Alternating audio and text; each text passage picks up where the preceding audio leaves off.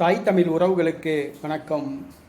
வெளிநாட்டில் மரணமடைந்த பாரத பிரதமர் என்ற தலைப்பில் இந்த காணொளியை காண்கின்றோம்.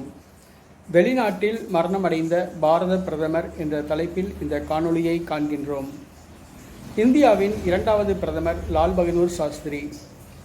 இவர் 1904ஆம் ஆண்டு உத்தரப்பிரதேசத்தில் பிறந்தார்.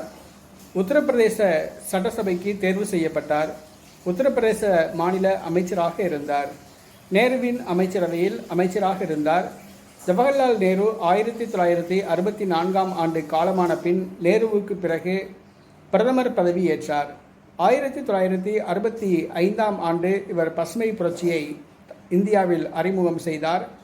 இவருடைய பொருளாதார சீர்திருத்தம் கொடுத்து பரவலாக விமர்சனங்கள் இருந்தன.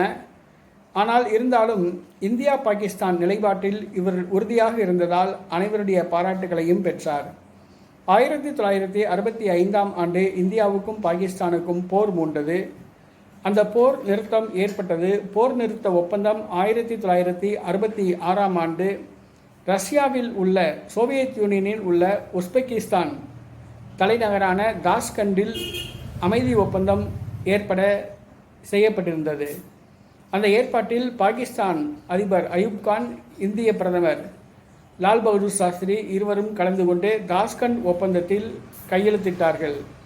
1966ஆம் ஆண்டு தாஷ்கண்ட் ஒப்பந்தத்தில் இந்திய பிரதமரும் பாகிஸ்தான் அதிபர் அயூப் கான் அவர்களும் கையெழுத்திட்டனர். ஆனால் ஒரு நாள் கழித்து, அதாவது 1966ஆம் ஆண்டு ஜனவரி மாதம் 11ஆம் தேதி நள்ளிரவில் இந்திய பிரதமர் லால் பகதூர் சாஸ்திரி தாஷ்கண்டில் உள்ள ஒரு தனியார் ஓட்டலில் மாரடைப்பினால் காலமானார்.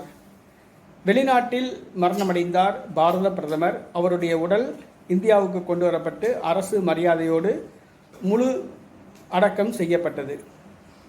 வெளிநாட்டில் மரணமடைந்த பாரத பிரதமர் யார் என்று சொன்னால் அவர் லால் பகதூர் சாஸ்திரி, இந்தியாவின் இரண்டாவது பிரதமர் ஆவார்.